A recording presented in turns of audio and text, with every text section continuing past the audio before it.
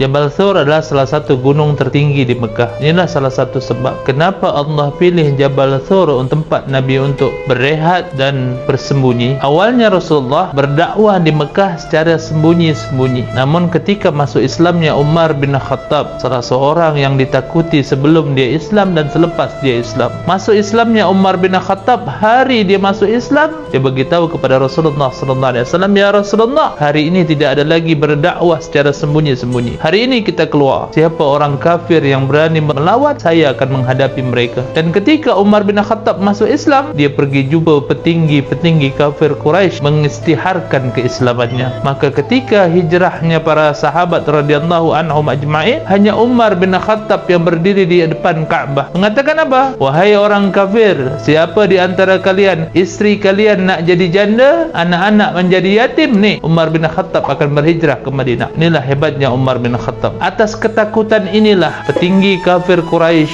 semua bermusyawarat di Babun Nadwah. Letak Babun Nadwah ni di belakang Hijr Ismail. Mereka bermusyawarat, mereka ingin menangkap Rasulullah sallallahu alaihi wasallam di satu malam. Maka inilah rencana orang kafir Quraisy. Tapi ingat, sehebat-hebat rencana manusia, hebat lagi rencana Allah. Maka ketika saat itu Allah mengutus malaikat Jibril untuk maklumkan kepada Rasulullah sallallahu alaihi wasallam untuk berhijrah. Maka mulalah perjalanan hijrahnya Rasulullah. Maka Rasulullah berjalan dari mana? Rumahnya Rasulullah di sebelah Bukit Marwah. Maka berjalan Rasulullah ke Hotel Makkah Tower sekarang. Disitulah tapak rumahnya Abu Bakar As-Siddiq. Maka dari situlah Rasulullah berjalan di tengah malam dengan Abu Bakar As-Siddiq menuju ke Jabal Thur. Dan ketika saat itu di tengah malam berjalan Rasulullah sallallahu alaihi wasallam dan Abu Bakar As-Siddiq menuju Jabal Thur. Ketika sampai di Gua Thur, maka Abu Bakar As-Siddiq tidak bagi Rasulullah masuk karena dia ingin membersihkan dalam gua dulu. Dan dia nampak gua ni berlubang dan dia tutup lubang dalam gua ni. Sebelum Nabi masuk, ada satu lubang lagi. Abu Bakar ingin tutup tapi tak jumpa penutup dia. Tak cari kayu, cari apa, tak ada. Ketika saat itu masuklah Abu Bakar ke dalam gua dan Rasulullah baring di pangkuan Abu Bakar As-Siddiq. Ketika Rasulullah sebelum keluar dari rumah, sebetulnya di awal cerita dia, orang kafir Quraisy sudah mengepung ataupun mengelilingi rumah Nabi di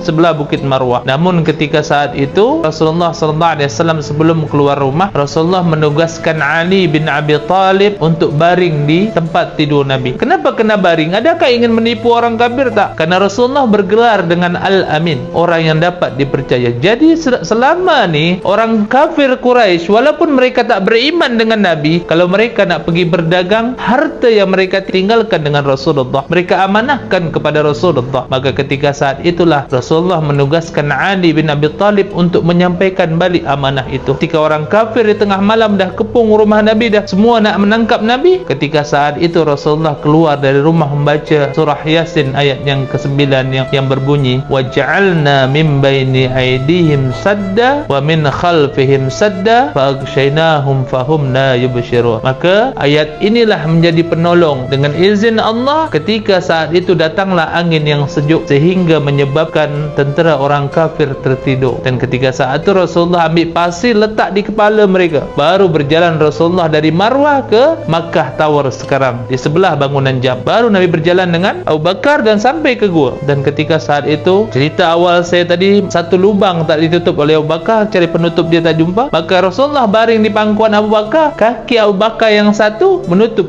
lubang tersebut. Maka Nabi penat dan Nabi tertidur. Apa yang disangka dan diduga oleh Abu Bakar betul. Lubang ni ada tuan dia. Maka ketika saat itulah kaki Abu Bakar digigit oleh kala jengking. Ketika dia digigit, dia tak maklumkan kepada Nabi. Dia tahan sakitnya bisa binatang ni. Karena sakitnya sehingga menetes air mata Abu Bakar ke muka Rasulullah sallallahu alaihi wasallam. Di saat itulah Rasulullah terbangun. Rasulullah melihat muka Abu Bakar dah pucat. Rasulullah meletak ibu jari Nabi ke dalam mulut Nabi. Maka Nabi letakkan di tempat kaki Abu Bakar yang kena gigit dengan izin Allah. Inilah mukjizat Rasulullah yang berlaku di Gua Thur. Dan apa yang berlaku dengan tentera orang kafir yang dah sampai di hadapan rumah Nabi? Ketika mereka terbangun dah siap, mereka masuk ke dalam rumah Nabi, yang ada dalam adalah Ali bin Abi Thalib. Tanya Ali, Ali tak beritahu. Maka akhirnya mereka bermusyawarat di Babun Nadwah kali yang kedua. Siapa yang boleh menangkap Rasulullah hidup ataupun mati akan diberikan hadiah 100 ekor unta. Maka ketika saat itulah ramai orang muda yang ikut mencari. Kenapa? Tergiur dengan hadiah yang sangat banyak. 100 ekor unta. Kalau macam sekarang 100 ekor unta ni sama seperti 100 unit Ferrari. Kerana kendaraan zaman tu adalah unta. Kendaraan zaman tu adalah kuda. Maka orang muda yang sangat semangat. Akhirnya mereka mencari ke utara, ke selatan, semua tempat. Akhirnya ada 2 orang yang sampai naik ke atas Jabal Thur. Ketika mereka naik ke puncak Jabal Thur ni, mereka boleh nampak satu Mekah. Kerana zaman itu tak ada lagi bangunan tinggi seperti sekarang. Maka mereka boleh lihat ada orang berjalan tak di kejauhan. Sebelum mereka sampai, Allah dah mengutus tentera Allah. Allah mengutus laba-laba untuk buat sarang di depan gua. Dan Allah ilhamkan kepada burung merpati buat sarang, hari itu bertelur dan hari yang sama mengerami telurnya. Dan Allah ilhamkan kepada pokok untuk tumbuh di depan pintu gua. Maka ketika 2 orang kafir ni sampai ke puncak Jabal Thur, Abu Bakar dah nampak kaki mereka di dalam gua. Ketika saat itulah Abu Bakar menangis. Abu Bakar ni orang yang sangat mudah menangis, orang yang sensitif.